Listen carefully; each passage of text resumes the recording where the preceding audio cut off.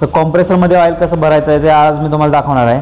तो ज्या कॉम्प्रेसरमध्ये आपल्याला ऑइल भरायचा आहे, जो फ्रीजचा जो कॉम्प्रेसर आहे, तर त्या फ्रीजपासून पहिला तर वेगळं करून घ्यायचं आहे। त्याचं जे डिस्चार्ज लाईन आणि जे सक्शन लाईन आहे ते कट करायचे। ते कट करून ह्या कॉम्प्रेसरला आपल्याला बाहेर काढून घ्यायचं आहे, फ्रीजपासून वेगळं करून घ्यायचं आहे। तर ह्या फ्रीजला वर्कशॉप कॉम्प्रेसर आहे ॲक्च्युली, तर ह्या कॉम्प्रेसरला मी साईडला घेतलेलं आहे। तर आता आपल्याला काय करायचं आहे, एका मगमध्ये ह्याच्यातलं जे जुनं ऑइल आहे ते काढून घ्यायचं आहे। कधी पण जे ऑइल असतं ते ऑइल काढताना कधी हे एकतर सक्शन लाईनमधून काढायचं, नाहीतर एकतर चार्जिंग लाईनमधून ह्याला ऑइल बाहेर काढायचं। डिस्चार्ज लाईनमधून ह्याचं ऑइल कधी बाहेर येणार नाही। तर ह्या ॲक्च्युली ह्या काय झालं होतं, ह्या ऑइलमध्ये पूर्णपणे पाणी गेलेलं होतं, त्यामुळं हे आणि पूर्ण हे ऑइल घाण पण झालेलं होतं, खराब झालेलं होतं, त्यामुळे हे ऑइल मी चेंज करत आहे। तर आता आपल्याला ह्याच्यामध्ये दुसरं ऑइल भरायचं आहे। तर आता बघू शकता मी हे चार्जिंग लाईनमधून पूर्णपणे ह्याचं ऑइल काढून घेतोय। एका मगमध्ये ह्याचं ऑइल जे आहे ते काढून घ्यायचं आपल्याला। आणि नंतर काय करायचं आहे, ह्याच्यामध्ये कोणतं ऑइल आहे ते बघायचं आहे। कॉम्प्रेसरवरती कधीही लिहिलेलं असतं, तर ह्या कॉम्प्रेसरवरती R134चा गॅस आहे, त्यामुळे मी तेच ऑइल ह्याच्यामध्ये भरणार आहे। तर मी R134 ऑइल आपल्याला घ्यायचं आहे। जुनं ऑइल मी ह्याच्यातलं फेकून दिलेलं आहे आणि तेवढंच जेवढं जुनं ऑइल आपलं निघालं आहे तेवढंच ऑइल R134चं नवीन ऑइल घ्यायचं आहे आणि तेवढंच आपल्याला ह्याच्यामध्ये भरायचं आहे। कमी पण भरायचं नाही आणि जास्त पण भरायचं नाही।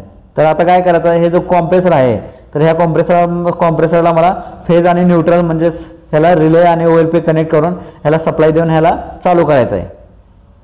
तर कधी हे ज्यावेळेस आपण कॉम्प्रेसरमध्ये ऑइल भरतात, एक तर त्याला जो चार्जिंग लाईन आहे त्याला एक NRV कनेक्ट करून घ्यायचे, NRV ब्रेझिंग करून घ्यायचे आणि त्याला एक रबरची चार्जिंग लाईन जोडायचे।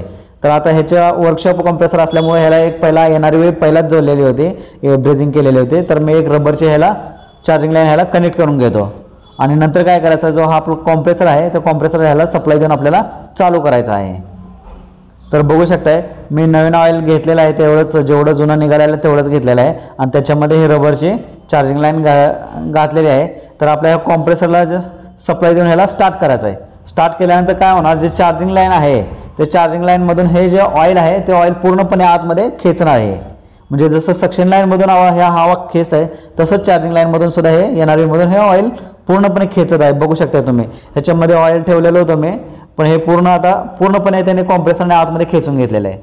अशा पद्धतीने तुम्ही एकदम सोपे आयडिया आहे, सोपी पद्धत आहे ह्याच्यामध्ये ऑइल चार्ज करण्याची।